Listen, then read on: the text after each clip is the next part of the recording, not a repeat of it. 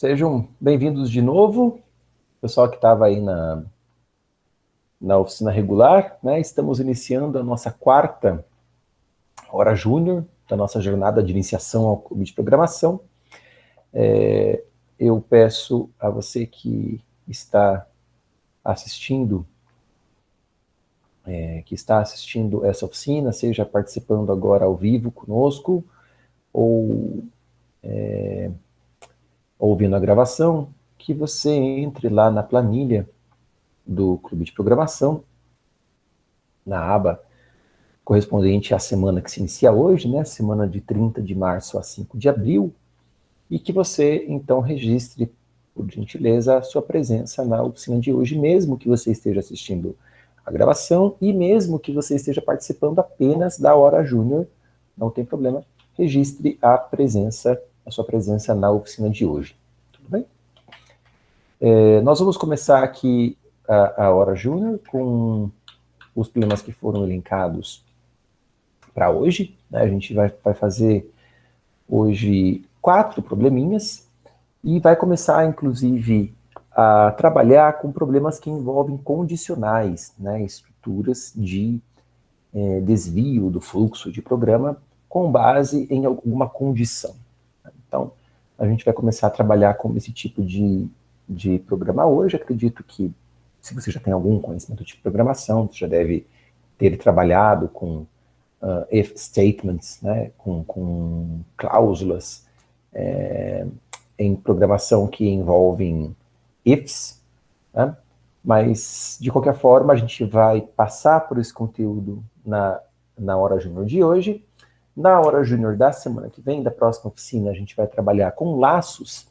E então, daqui 2 semanas, a gente vai começar a combinar laços com condicionais, fazendo uma certa gama aí, um pouquinho grande de problemas que envolvem, que combinam laços e condicionais de um modo até, às vezes, desafiador.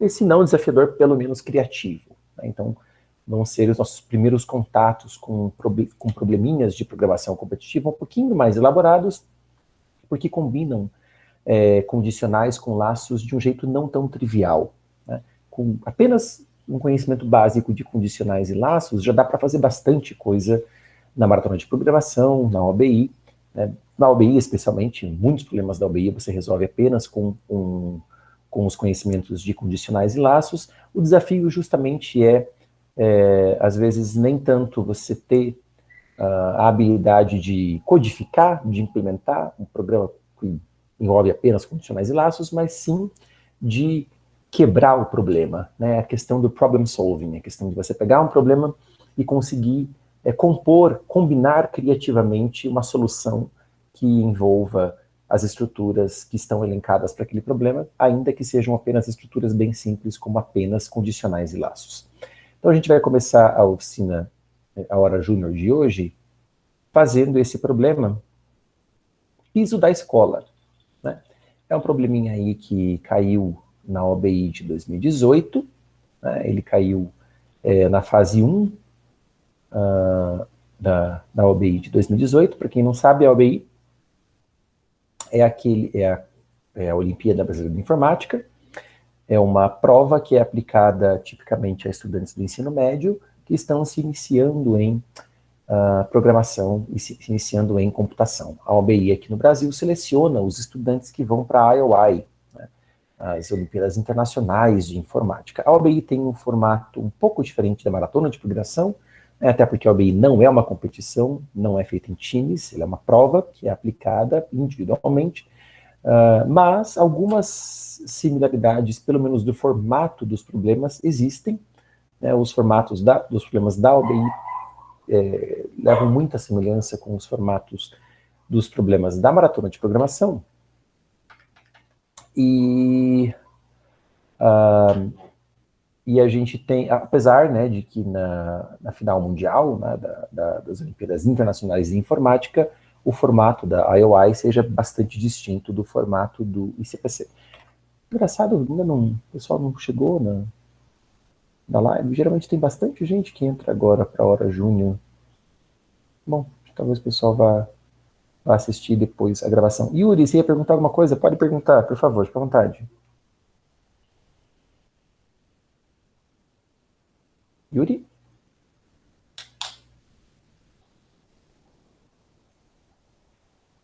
Yuri? Você está escrevendo no chat?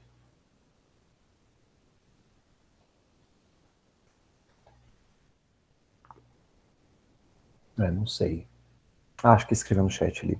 Engraçado, o chat para mim não tá aparecendo as notificações. Bom, não sei. Bom, tudo bem. Alguém tem alguma pergunta para fazer? Não? Vamos lá a esse problema piso da escola. Não sei se você já leu o problema antes ou não, né, com antecedência, mas caso você não tenha lido o enunciado do problema, eu vou te explicar rapidinho, tá?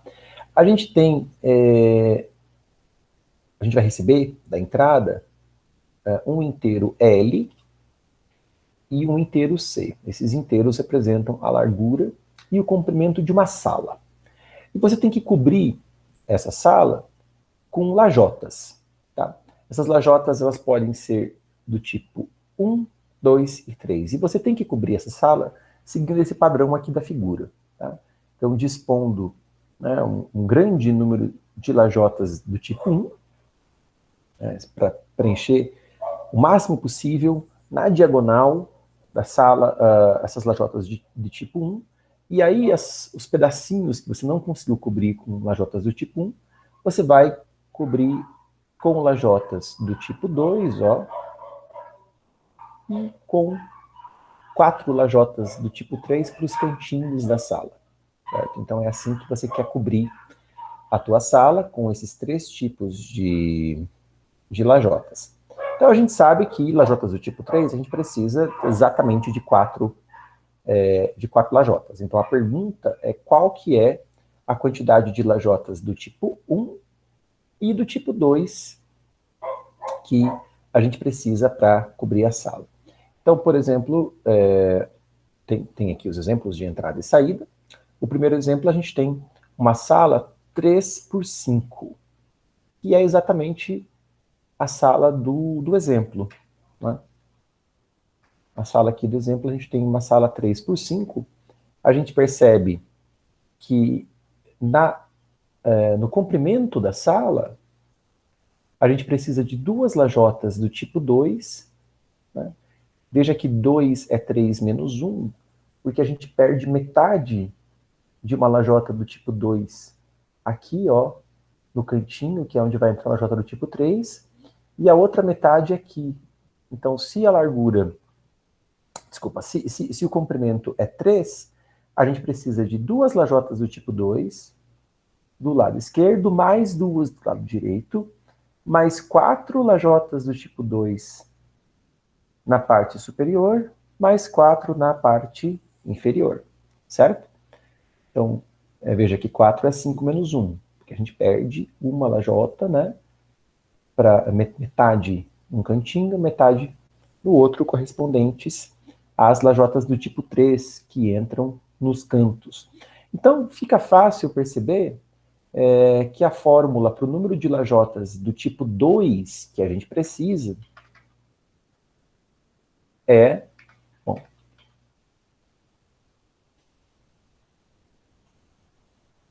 L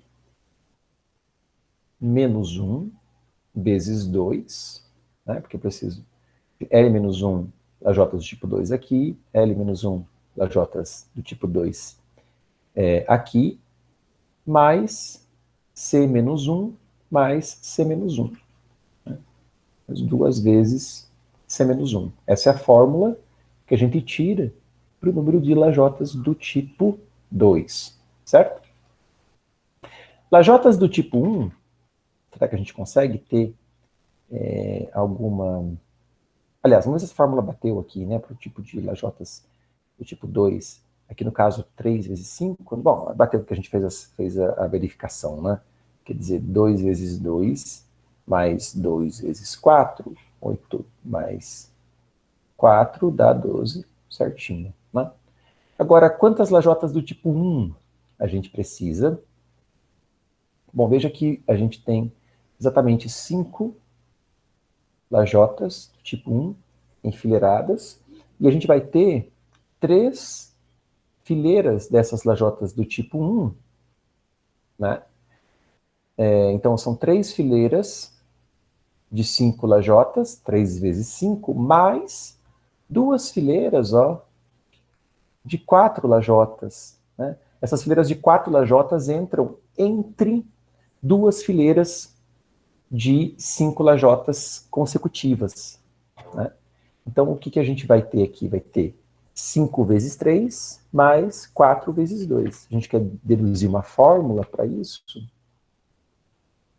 Então, vai ser L vezes C mais L menos 1, C menos 1. No nosso caso, 3 vezes 5, 15, mais 2 vezes 4, 8, né? 15 mais 8, 23, que é exatamente a resposta do problema. Ok? Então a gente tem que criar um programa que lê esses dois valores, L e C, e basicamente faz essas duas continhas. Né?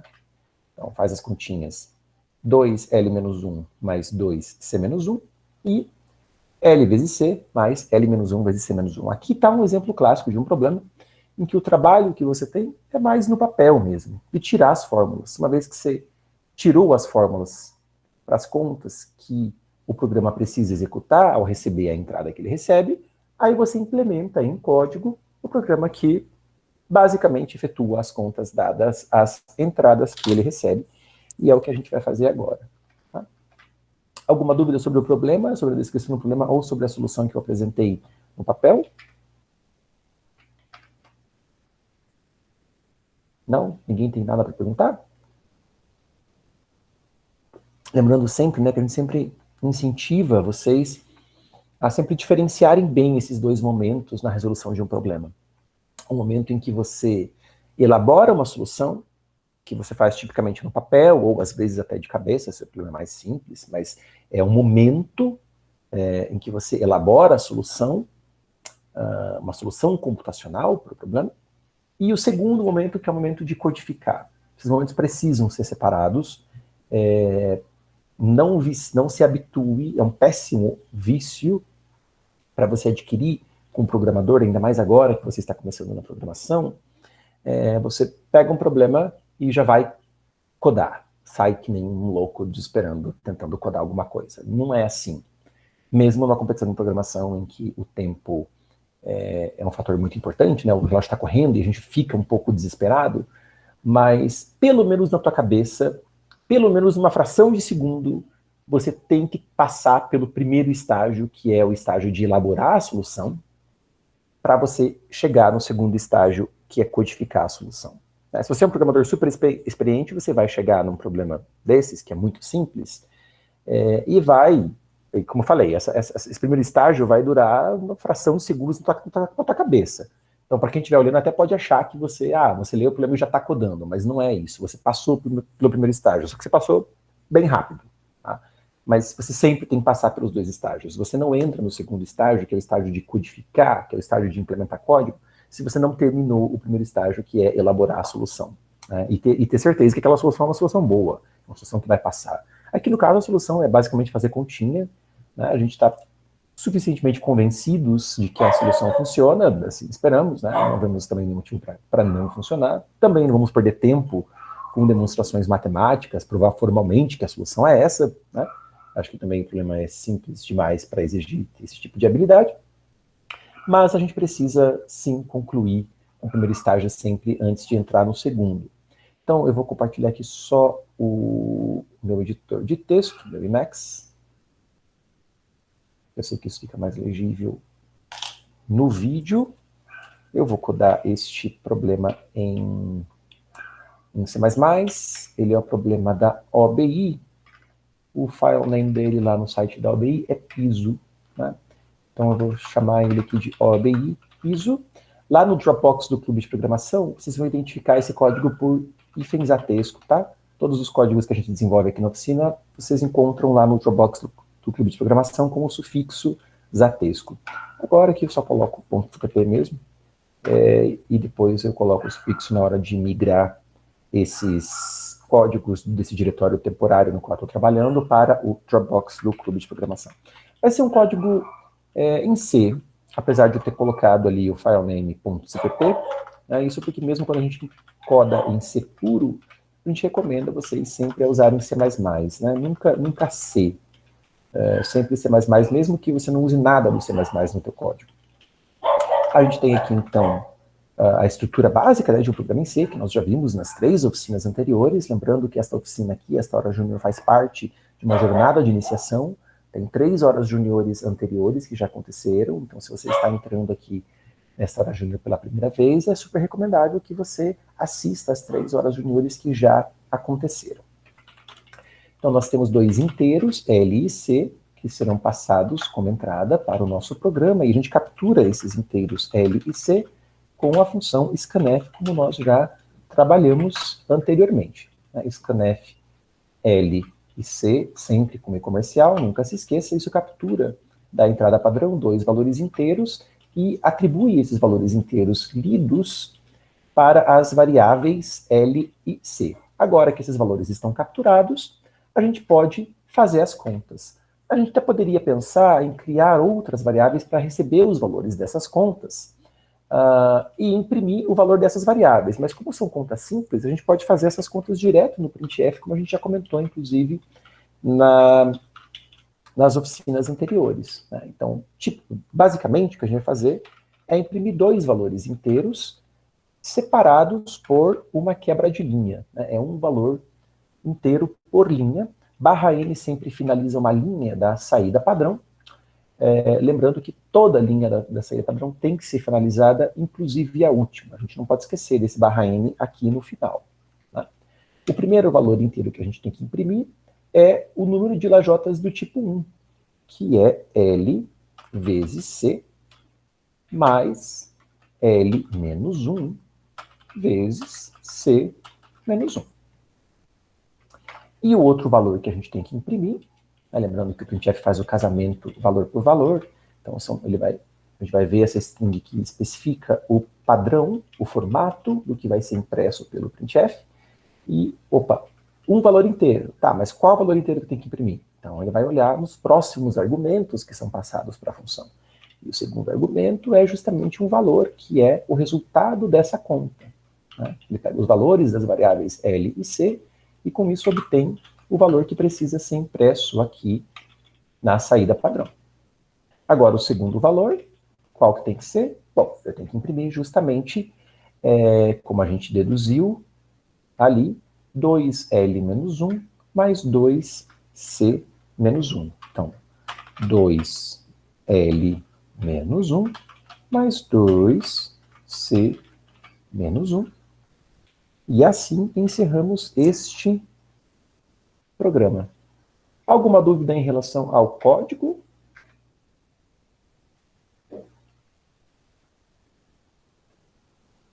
Não? Todo mundo comigo aqui? Tranquilo? Bom, beleza. São as etapas, né, da resolução de um problema de programação competitiva. A gente lê o problema, a gente interpreta o problema, a gente elabora a solução para o problema, a gente se certifica minimamente, tem alguma garantia de que aquela solução que a gente elaborou nesse primeiro estágio está correta, a gente coda essa solução, a gente implementa essa solução em código, e ainda a gente, depois de implementar, ainda a gente precisa compilar, testar e, por último, submeter. Veja que são estágios pelos quais a gente tem que passar, e tipicamente não vale a pena você querer atropelar um desses estágios. Você vai dizer, mas o problema é tão simples, eu vou, sei lá, meter a louca aqui e submeter direto, não vou nem compilar, não vou nem testar. Não faça isso. Porque, assim, a rigor, tipicamente, você vai perder segundos compilando e testando. Se você já tem alguma prática, se você está bem treinado, Você vai chegar na hora da prova, da OBI, ou na hora da maratona de programação, na hora da competição, e esse processo de compilar e de testar vai ser muito rápido. Você vai perder questão de segundos. Não vale a pena você, por causa desses segundos que você quer economizar, você acabar tomando uma penalidade por submeter um programa que nem compila por conta de um ponto e vírgula, alguma coisa que você esqueceu no código. Então, não pule nenhuma dessas etapas. Mesmo quando for a hora da prova e o relógio estiver contando mesmo, não vale a pena você querer atropelar um desses estágios. Alguém perguntou alguma coisa no chat, eu realmente acho que estou com algum problema no meu Google Meet, porque eu não ouço as notificações de quando alguém fala alguma coisa no chat. Antigamente eu ouvia um bip, alguma coisa assim. Mas agora eu não sei, eu não ouço mais. Então eu tenho que ficar olhando ali para vocês no meu background, para ter certeza que vocês não estão falando nada. Lembrando que eu sempre convido vocês a abrirem as câmeras, né, para estarem comigo aqui na oficina e a gente criar um clima cada vez mais de clube mesmo, né? Menos aula, menos exposição. Apesar desse ser um curso, né, de uma jornada de iniciação ao clube de programação, mas o clube tem que ser tem que ser o mais horizontal possível. Obrigado, Matheus, por ter aberto a câmera aí. Valeu. E eu vou aqui, então, compilar esse código, compilar com G++, apesar de não ter usado nada do C++ ali, vou compilar com G++. Compilou de boa, só mostrou o warning dos scanf, né, como a gente já falou nas oficinas passadas, a gente espera esses warnings mesmo, mas só eles, a gente não quer ver nenhum outro tipo de warning no processo de compilação, sempre passando pelo menos as flags -WALL e -O2. Né? Também já expliquei por quê nas horas juniores anteriores. Então vamos submeter esse código. Aqui no site da OBI a gente submete o arquivo. Então eu vou escolher a linguagem C++, não, jamais escolher a linguagem C. E isso aqui, server recent, não vai ter. Dropbox, CDP, PNP, aqui, OBI, piso. E vou fazer a submissão.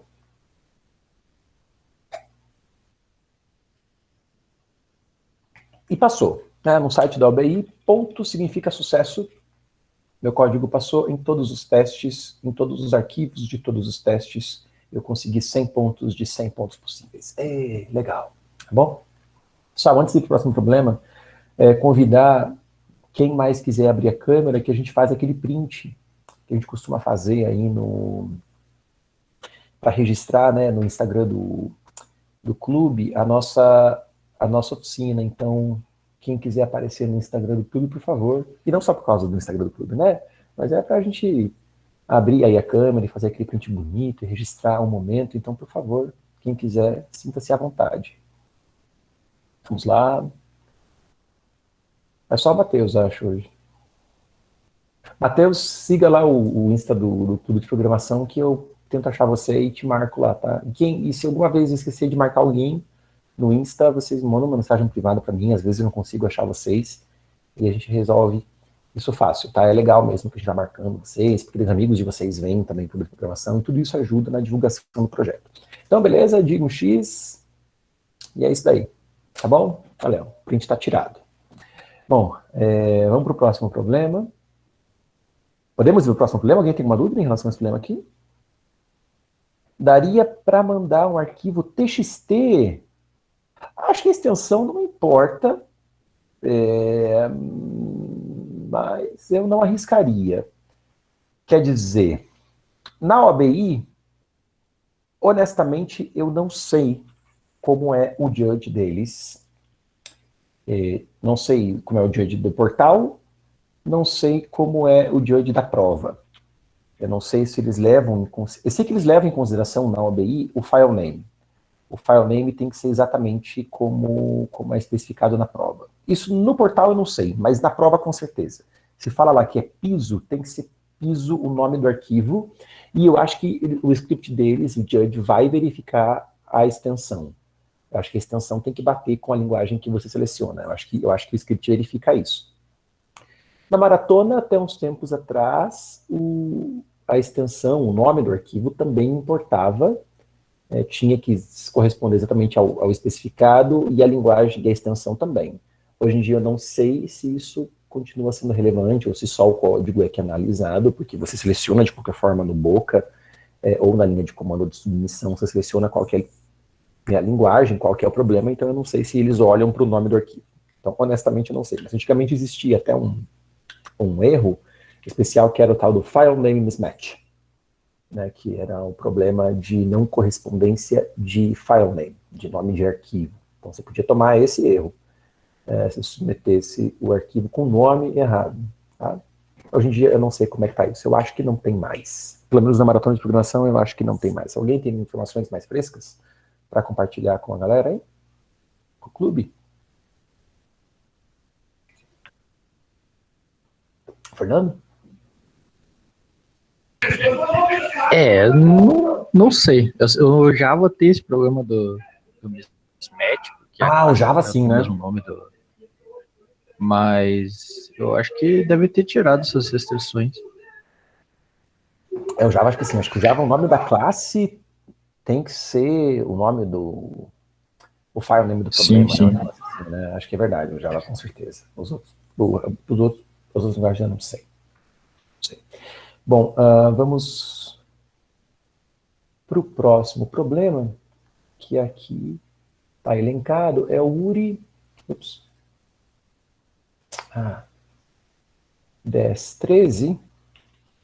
Neste problema, para quem já leu, ou mesmo para quem não tenha lido, a gente tem a seguinte situação. A gente vai receber 3 valores inteiros. Tá?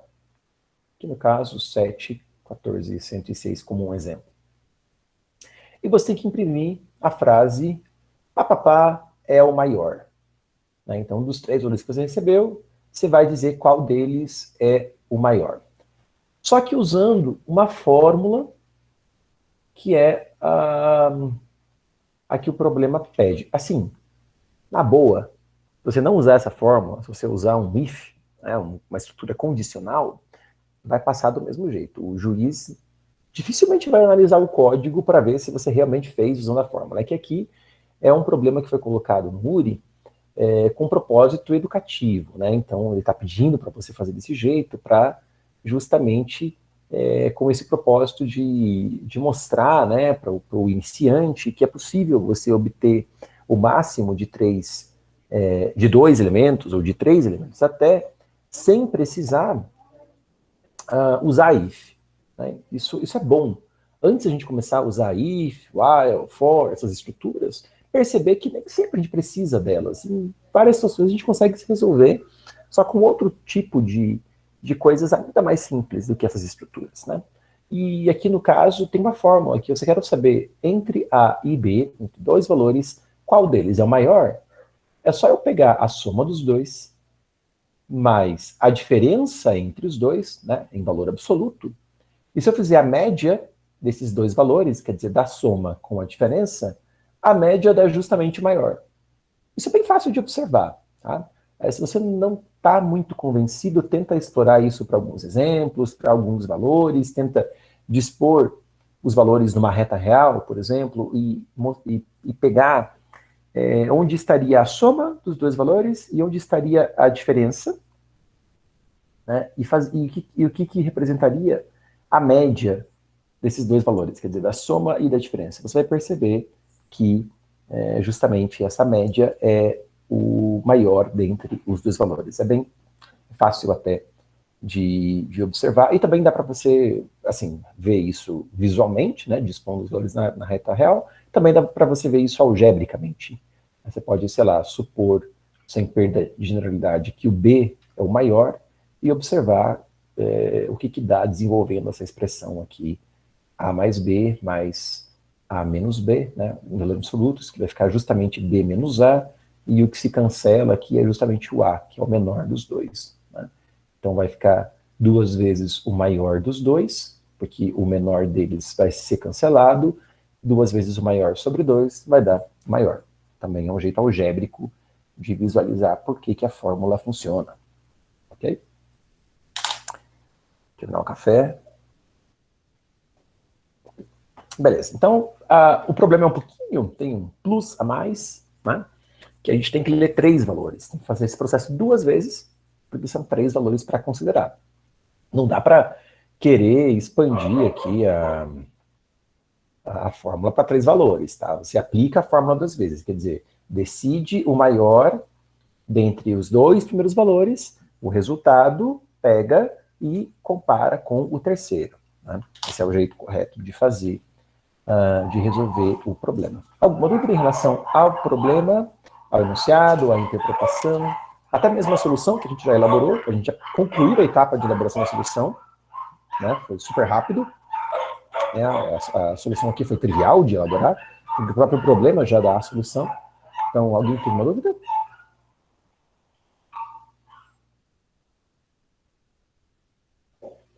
Matemática. É, uma matemática mesmo. Não?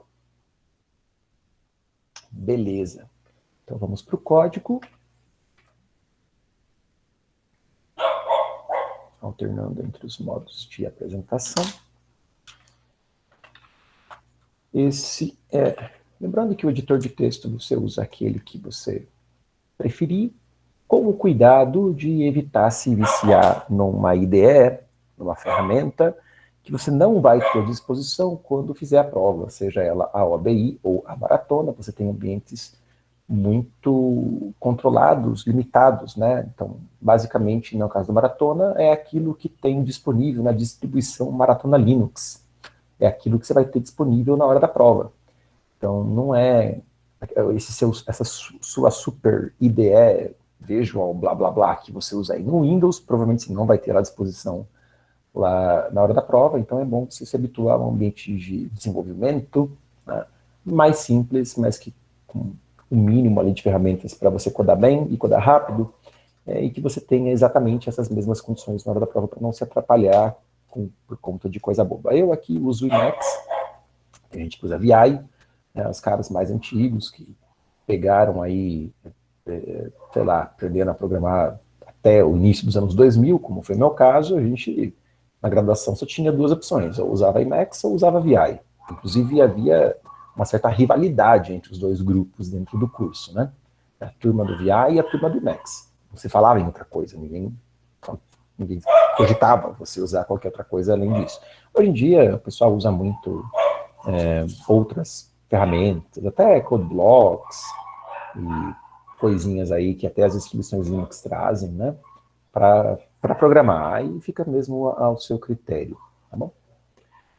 Mas, de qualquer forma, eu recomendo compilar um terminal. Compilar um terminal é bom, porque na maratona, por exemplo, você tem que fazer a submissão pelo terminal também.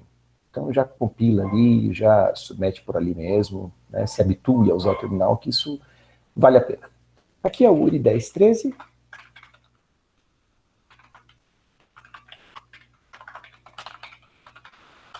Eu vou ter o nosso arcabouço, o esqueleto básico de um programa em C. E a gente tem 3 valores inteiros, A, B e C, que são os valores que a gente captura da entrada com a função scanf. A gente precisa decidir quem é o maior entre A e B. Então, eu vou decidir quem é o maior entre A e B e colocar uma variável, sei lá, AB. AB é o maior entre A e B. Eu vou fazer isso com aquela fórmula, né? Vou pegar a soma de A com B e somar com a diferença entre A e B. Se eu quero fazer a diferença, quer dizer, isso é A menos B, mas em valor absoluto. O valor absoluto é implementado aí pela stdlib, biblioteca padrão do C. Né? A stdlib implementa a função abs, uma função que recebe int e retorna int. Eu estou trabalhando com int. Se eu quisesse receber long e devolver long, eu teria que trabalhar com a ABSLL, se eu não me engano. Confirmar aqui. LLABS. LLABS, aí eu recebo long e retorno long. Se eu estou trabalhando com ponto flutuante, com double, aí não é a stdlib, é a math.h, e o nome da função é fabs. Né? Coloca um F na frente. Esta é a função que recebe double e retorna double. A função que recebe float e retorna float é fabsf. Fabsf é a função que retorna float e recebe float. Tá? Aqui no caso não é double, é inteiro mesmo, int, então é ABS. Eu pego essas duas coisas, a soma e a diferença, divido por 2, né? E é o máximo entre A e B. Aí eu posso, com o máximo entre A e B, tirar o máximo desse máximo com C. Tá? Então a resposta que eu tenho que imprimir é um valor inteiro, mas tem uma frase lá. A frase é o maior. Importante nesse tipo de coisa que você tem que imprimir uma frase, para não esquecer de uma pontuação ou alguma coisa assim, né? Às vezes tem ponto final, às vezes não tem. Copia e cola a frase. É o caminho mais seguro. Então aqui eu tenho copia Ô, e prof, Oi, pode falar. acho que você precisa fazer com o C também antes, não? Comparar com o C. Eu vou fazer dentro do printf. Ah, tá. Nice. Entendeu? Aqui, ó. Assim. Então, a mesma conta, só que entre o AB e o C, né? Colocando entre parênteses sobre 2. Eu já faço dentro do printf e já imprimo. Tá bom? Beleza? Mais alguém tem alguma dúvida? Pergunta? Falta a stdlib agora, que você substituiu ali. Sim, eu ilustrei lá, né? Falando que no caso de double teria que ser a math. Esqueci de voltar para a stdlib. Obrigado, Matheus. Obrigadão. Mais alguém? Não? Acho que todos os parênteses estão fechados aqui. Beleza, importante esse parênteses aqui, né? Porque é tudo sobre 2. Beleza, vamos... implementamos, agora tem que compilar, testar e submeter.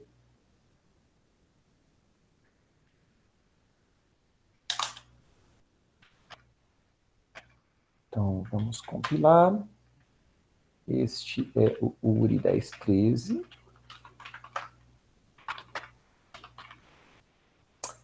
Não vou fazer redirecionamento de entrada, os valores são simples, até mesmo digitar no terminal. Né? De novo, né, se você não pegou aí as horas júniores anteriores, a gente já falou sobre redirecionamento de entrada, de saída, etc. Então, se você está achando que o andamento dessa hora júnior está um pouco mais acelerado, né, e eu avisei na última hora júnior que isso ia acontecer, que agora a gente vai começar, para cada hora júnior, a gente assume que você já está em dia com as horas júniores anteriores, que você já gabaritou todos os treinos júniores anteriores, porque assim você pode chegar na hora júnior atual e acompanhar ela plenamente, porque você está em dia com as horas júniores anteriores e com os treinos júniores anteriores, tá? Se você não está em dia, também não tem problema. Não abandone o clube de programação, não abandone a nossa jornada de iniciação, continue participando. Talvez alguma coisa ou outra vai ser muito rápido para você na hora do desenvolvimento da hora júnior, mas com certeza é algo que depois que acabar a hora júnior, você pode recuperar, estudar, analisar o código, né? Às vezes fazer testes de mesa com exemplos, colocando valores ali, vendo como que os valores vão de uma variável para outra, né? Esse tipo de coisa é importante para o processo de aprender a programar, e não é uma coisa que a gente faça muito aqui no clube de programação. Né? Aqui a gente já assume uma certa abstração que é construída ao longo dos treinos, mas nos treinos a gente faz isso, nos treinos juniores, né, nesses problemas mais simples que vocês estão desenvolvendo, esses primeiros problemas dos treinos, às vezes você precisa fazer esse tipo de trabalho, de executar na mão um programa que você faz que não deu certo, para você identificar onde que o erro está acontecendo, fazendo com vários exemplos, com vários casos, tentando pensar em casos que possam forçar o teu programa a dar errado, tudo isso é importante, né, e são processos que a gente não faz na oficina, na hora júnior, porque é um processo que acontece durante a semana, durante o treinamento. Então, se você não está em dia com o seu treinamento, também não tem problema, porque você pode recuperar isso na hora que acabar a hora júnior, caso você esteja assistindo a gravação ao vivo, ou mesmo, se você está assistindo agora a gravação, você pode simplesmente pausar a gravação e fazer algo com mais calma, elaborar mais no papel, enfim, fazer com que a hora júnior aconteça mais no seu ritmo. Também não tem nenhum problema, não se sinta mal, não se sinta inferior, ou não se sinta desmotivado, ou até tentado abandonar o clube de programação, se as coisas começarem, do nada, a parecer que estão indo mais rápido do que o seu ritmo, porque isso provavelmente não é verdade, tá? Aqui 106 é o maior.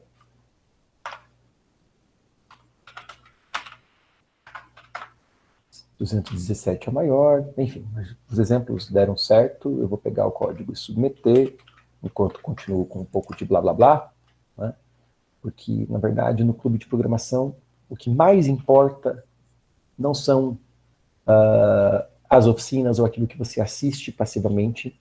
O que mais importa é o esforço seu semanal de desenvolvimento que você tem nos treinos, né? É o que mais importa. É que nem aprender a dirigir. A gente não aprende a dirigir vendo outros dirigindo. A gente pode ajudar. Você ver outras pessoas dirigindo pode ajudar a aprender a dirigir, mas você só vai aprender a dirigir mesmo dirigindo. Você vai aprender a programar programando. É por isso que, junto com as oficinas, a gente sempre coloca os treinos que é para vocês praticarem. E é esse esforço do treino semanal que vai fazer vocês progredirem, que vai dar o aprendizado, que vai dar resultado. Tá? Sei que nem todos têm as mesmas disponibilidades, os mesmos objetivos, né, os mesmos horários, mas alguma coisa do treino que você consiga fazer, por menor que seja, já ajuda, né, já é um avanço. O importante é você avançar um pouquinho toda semana, mesmo que seja um pouquinho. Mas é melhor avançar um pouquinho, fazer um probleminha do treino, se for tudo que você puder fazer ao longo da semana, é melhor fazer um probleminha do que não fazer nada. Né? E fazer nada, você fica estagnado. Então é que a gente sempre motiva o pessoal a progredir na sua velocidade, no seu ritmo, na sua disponibilidade, mas tentar progredir o que você conseguir ao longo da semana. Tá legal? Aqui submeti o código e passou. Beleza? Vamos para o próximo probleminha aqui da oficina, nossa hora júnior. Peço desculpas pelo ruído, minha esposa está agora numa outra reunião aqui ao lado, com a professora da escolinha do meu filho, né? Home office tem dessas coisas também. O Yuri falou que estava esquecendo do barra N. Normal, Yuri, todo mundo esquece do barra N. Faz parte. Beleza? Matheus, vai com Deus, fica à vontade. Aqui, gente, no 1035, a gente tem o seguinte problema, tá? A gente vai receber 4 inteiros, A, B, C e D. E o que a gente quer a condição é um pouco complicada, então tem que ler com cuidado. A gente quer que o B seja maior que o C, então o B tem que ser maior que o C. O D tem que ser maior que o A, então, o D tem que ser maior que o A, e a soma de C com D tem que ser maior que a soma de A com B.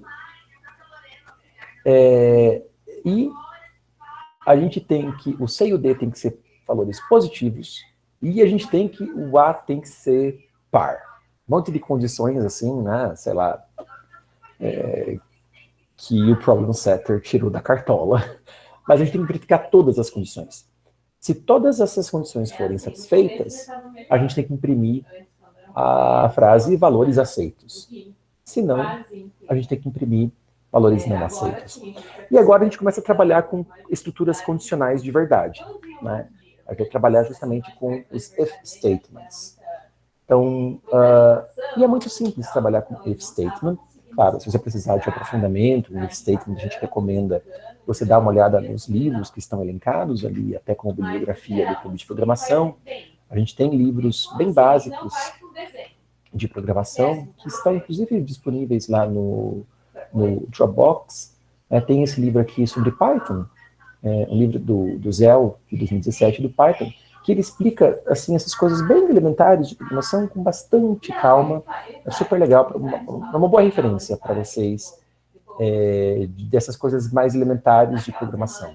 Apesar de ser em Python, mas as estruturas não mudam, né? Muda a sintaxe, mas a função delas é exatamente a mesma, e também vocês podem programar em Python aqui no curso de programação sem nenhum problema, tá legal?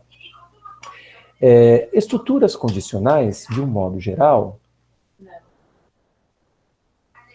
levam à seguinte sintaxe. Especiais, lá, de música, inglês, de movimento, e as que são da turma inteira, sim, naquelas que são da atividade orientada nenhuma. A gente tem sempre um if, que é a palavrinha-chave, que vai denotar que a gente está entrando numa estrutura condicional, uma condição, que em C e C++ a gente coloca obrigatoriamente entre parênteses, e depois vem uma linha de código, ou um bloco de código, que deve ser executado caso a condição seja satisfeita. Essa é a sintaxe de um if. Não tem nada mais, nada que requeira maiores cerimônias do que isso para introduzir o conceito. É bastante simples. Você tem um programa que, ao invés agora de o programa seguir um único fluxo de execução, esse fluxo pode se ramificar dependendo se condições são avaliadas como verdadeiras ou como falsas. Tá? É isso. Então, aqui no caso do nosso exemplo, nosso programa,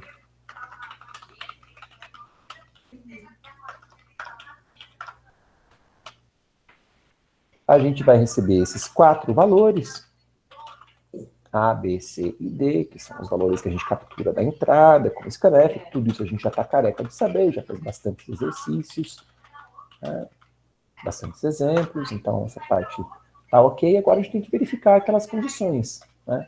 Por exemplo, tomando a primeira condição ali. Na primeira condição, a gente quer saber se o B é maior que o C. Então, coloco se o B é maior que o C. Se fosse essa única condição, a gente já poderia imprimir, inclusive, a frase valores aceitos. Tá? Sempre com barra N, para a gente não esquecer o precioso barra N. Né? Toda linha de saída precisa ser finalizada. Né?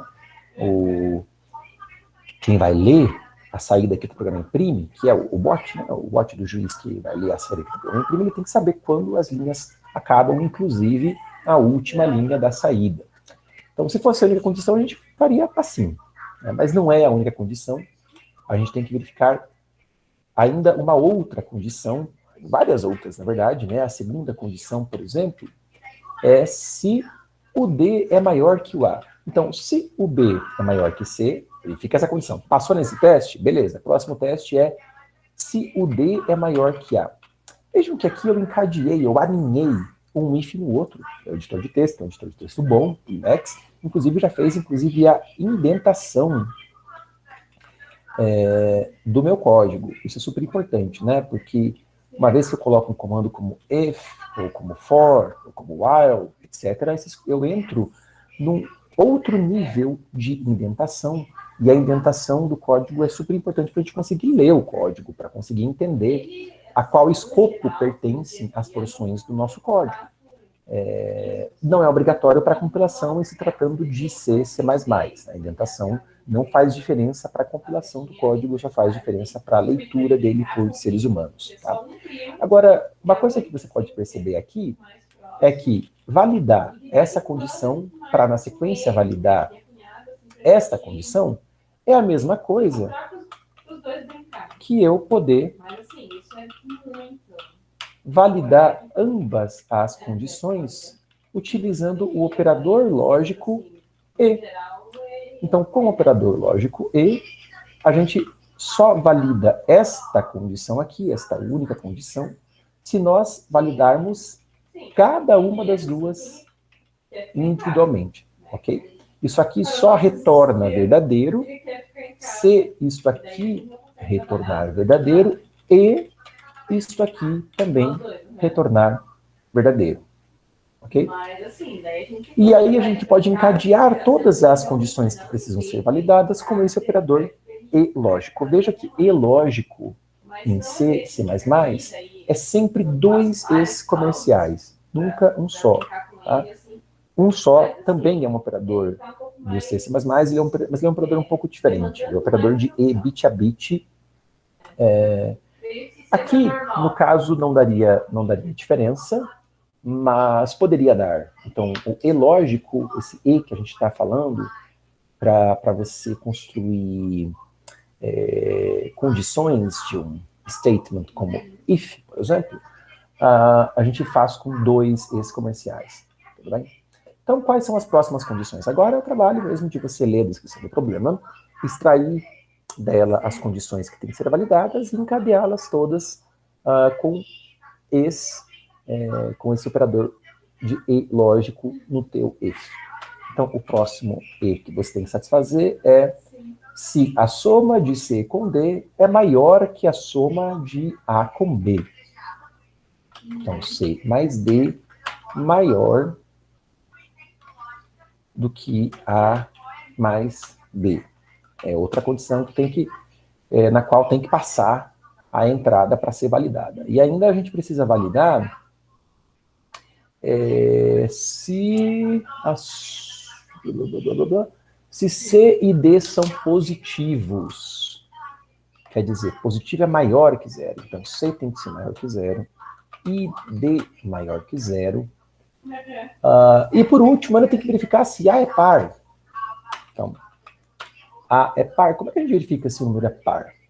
O número é par se o resto da divisão do número por 2 é zero. Né? Então, eu posso pegar o A, tirar o resto da divisão dele por 2 e verificar se esse valor é igual a zero. Então, igual em C, C++, é dois sinais de igual. Porque um sinal de igual só não é igual, é recebe. A gente já fez isso várias vezes, pegar uma variável x, por exemplo, e atribuir para ela um determinado valor. Então, a gente não lê isso como x igual ao valor, a gente lê isso como x recebe o valor. Um igual C, C++, a gente lê como recebe, não como igual. A gente quer fazer igual, é verificar um teste lógico, né, de igualdade entre dois valores. A gente quer saber se os dois valores são iguais, né? A gente quer fazer uma operação que retorne verdadeiro se os valores são iguais ou falso se os valores são diferentes. Essa operação é a operação de dois sinais de igual. Então aqui eu estou verificando se o resto da divisão de A por 2, a operação de resto de divisão a gente faz com o símbolo de percentagem. Então, a operação de resto de divisão de A por 2 tem que ser igual a zero. Isso aqui vai retornar verdadeiro. Veja que é um encadeamento de várias condições, todas encadeadas, né, com o operador de E lógico. Basta que alguma dessas comparações retorne falso, para que toda a condição que está dentro do if, toda essa condição aqui, receba o valor falso. Né? Para que todo esse teste seja verdadeiro, todas as condições têm que ser verdadeiras. Tudo bem? Se a linha ficou muito comprida, você pode quebrar onde você quiser. Assim, ó. Inclusive, meu editor de texto já indenta no nível certinho de indentação relacionado ao parênteses que foi aberto. Tá? Não tem nenhum problema. Então, aqui, printf, valores aceitos.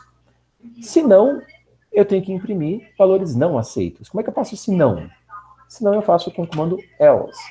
Então, olha só, se condição... Então, verifica uma condição lá para mim. Deu verdadeiro? Eu entro aqui e executo esta linha de código. Se não, se esse teste todo der falso, o que vai acontecer é que eu não vou entrar aqui dentro deste if, eu não vou executar essa linha de código e eu vou executar o que tiver dentro do else. E o que eu estou colocando dentro do else é um outro printf, uma outra linha de código que vai ser valores não aceitos. Tudo bem? Veja que aqui eu coloquei o printf do lado do else. Eu podia colocar embaixo. Se eu colocar embaixo, eu vou indentar. Eu podia colocar o bloco de código com chaves, ok?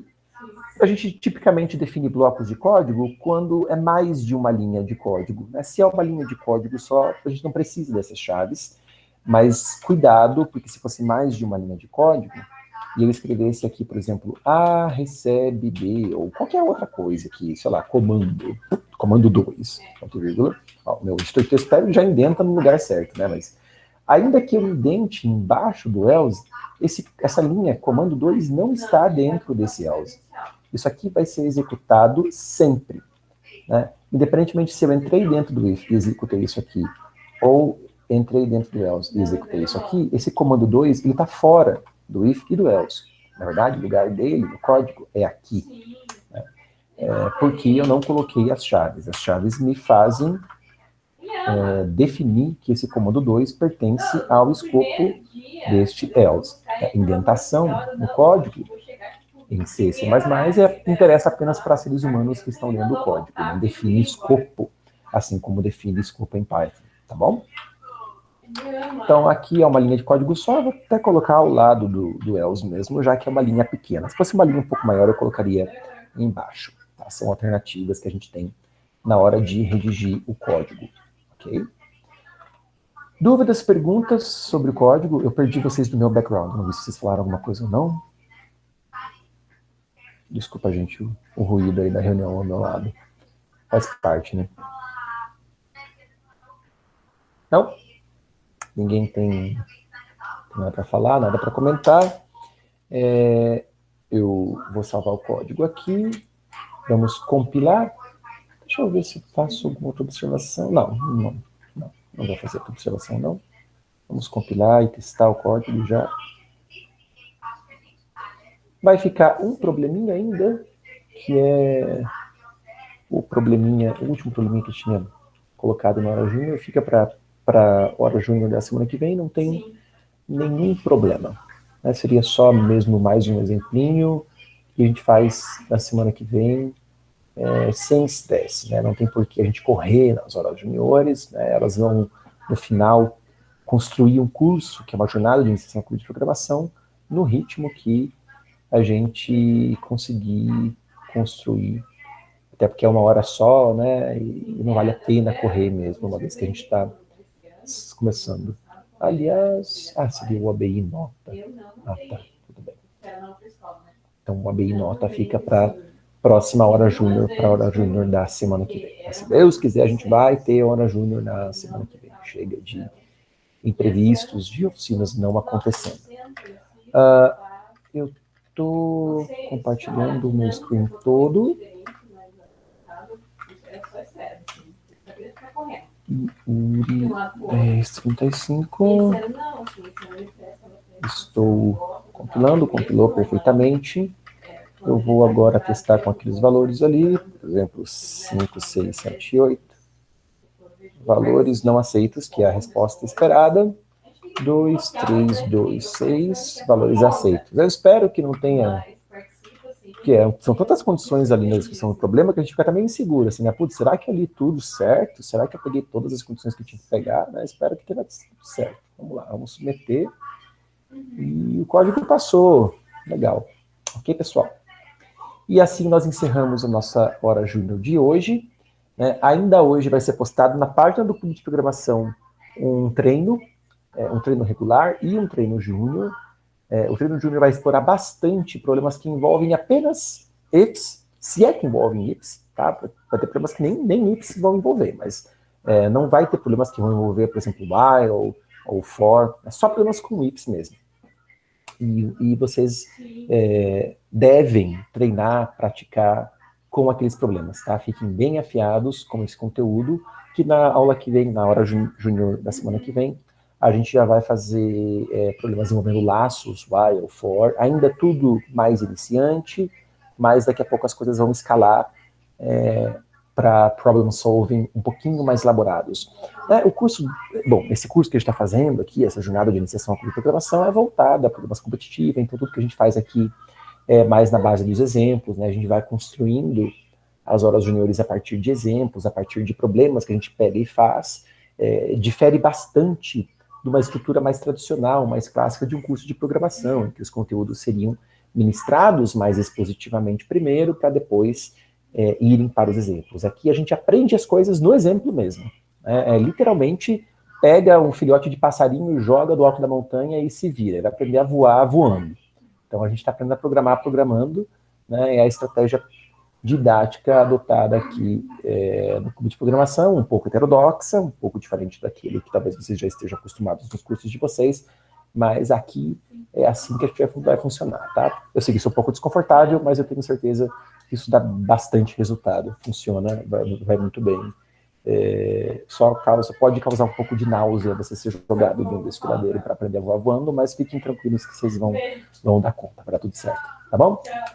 Um grande abraço para vocês. Boa semana, fiquem bem, fiquem salvos, fiquem em casa, de máscara, beleza? Não, máscara em casa não precisa, mas enfim, vocês entenderam o recado. Mais alguém tem alguma coisa para compartilhar aí? Não? Beleza, pessoal. Obrigado por hoje. Bom descanso para vocês. Até mais. Tchau, tchau.